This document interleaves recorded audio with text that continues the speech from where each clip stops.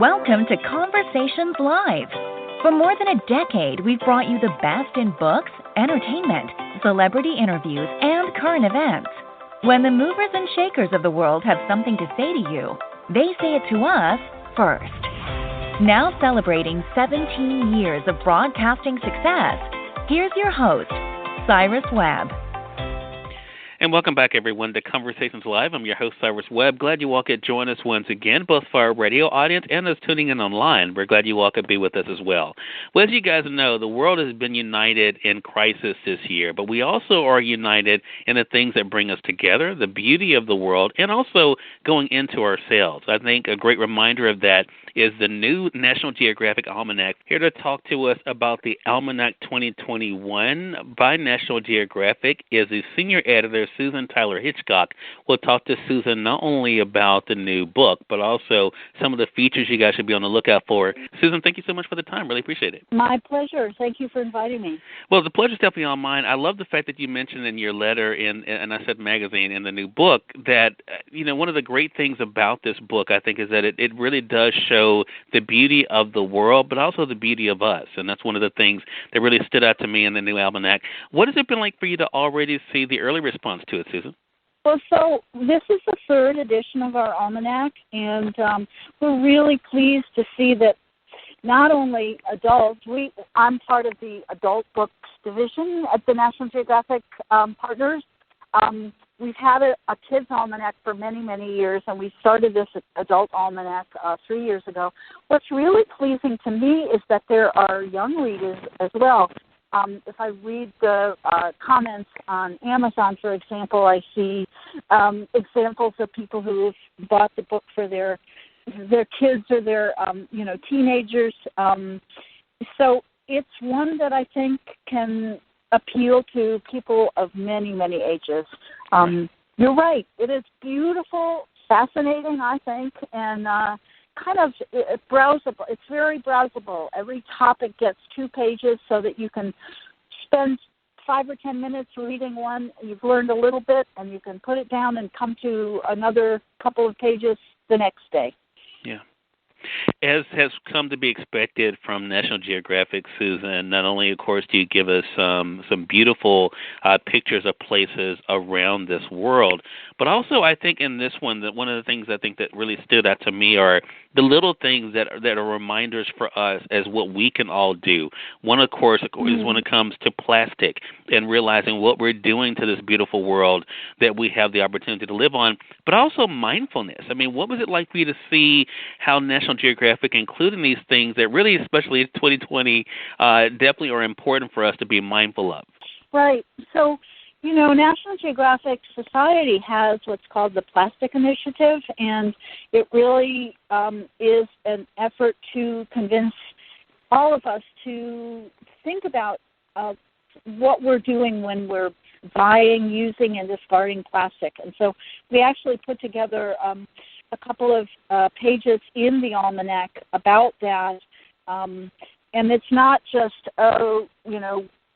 woe and doom, but it also has to do with what can you do? What are some bits of information? How can you change your habits and your life so that you're generating less plastic in the world?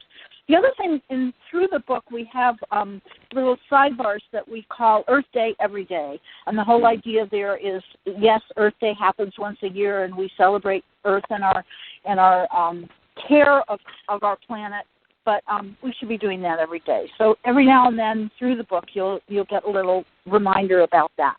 Yeah, of course. We try, though, not to be very preachy in this book. We've really tried hard to convey information, and we say that we like to educate and entertain at the same time. And you definitely are able to achieve that, Susan. I was going to mention, when you were talking just then, I thought about another thing that stood out to me, especially with the death of Ruth Bader Ginsburg, of course, and that is the role of women in society. One of the things that you all did in the new Almanac on pages 312 and 313 cover the women's suffrage movement, fighting for gender equality in politics. And I think, again, great reminders of those who have paved the way for for where we are today, but also showing the work that is still to come. Speaking of the work still to come, I love the fact, too, that once again National Geographic has taken what was digital and bringing it to the pages. Talk to us, Susan, if you don't mind, about what it's been like for you. You mentioned Amazon, but also taking Instagram. I mean, you guys have a crazy audience there on Instagram. What is it like for you to bring part of that into this book? So our Instagram account is amazing, and it is an ever-changing panorama of beautiful photography, and we take advantage of that in this book, so that through the book, for every chapter, there's one or two spreads that are called the Best of Nat Geo, the Best of at Nat Geo, and we have a wonderful photo editor who works on the book with us and pulls in. I'm looking right now, for example, at the one that we call Top Photos of Life on the Wing, which are birds and insects.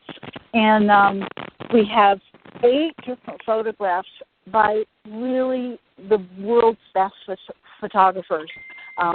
There's a close-up of a flamingo. There's 2 emperor penguins with their little chick.